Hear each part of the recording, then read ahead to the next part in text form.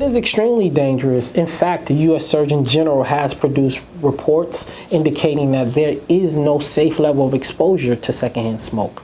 So it is toxic.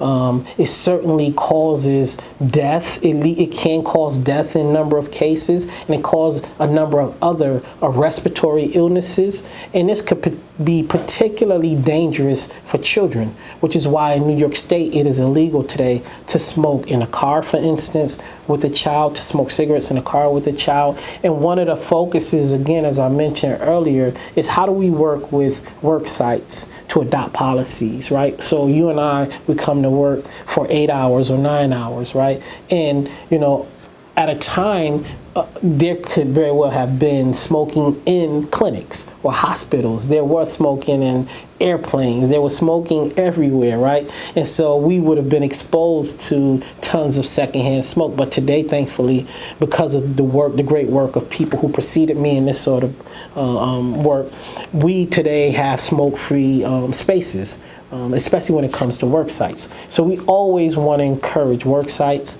housing units, where people live, especially the poor, especially people who are most vulnerable to, you know, poverty. So we want to encourage these housing units to adopt smoking restrictions or smoke-free spaces. We want to encourage retailers, for instance, you know, where you go shop at, you know, supermarkets and other places, to have policies as well, because we just believe that it is important that, you know, again, where you live, where you work, where you play, where you shop at should not be a death sentence for you.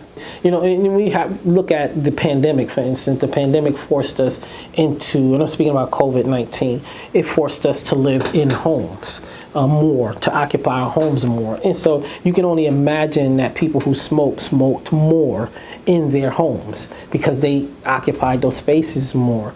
And children were there as well. And so one of the things we always want to encourage people is to be aware of the fact that when you smoke, you are emitting toxins, and your children are ingesting those toxins, especially in the homes, oftentimes where, you know, where we spend a lot of time at. And also playgrounds. We talk about playgrounds and beaches as well. These are spaces where children play, and we want to encourage, you know, the adoption of policies in those spaces as well. And I just go back to what the U.S. Surgeon General has said with regard to secondhand smoke, that there is no safe level of exposure to it.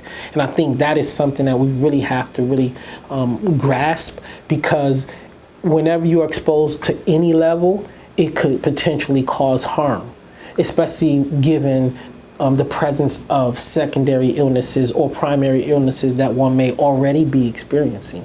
So asthma, for instance, you know, a child may have asthma. So secondhand smoke could aggravate that asthma, right? And with regard to, you know, other respiratory illnesses one may have, because we know that smoking impacts the lungs. So this is just important to understand that, you know, this doesn't occur in a vacuum. There are other health issues or concerns that could very well be aggravated if one either smokes or exposes another person to secondhand smoke.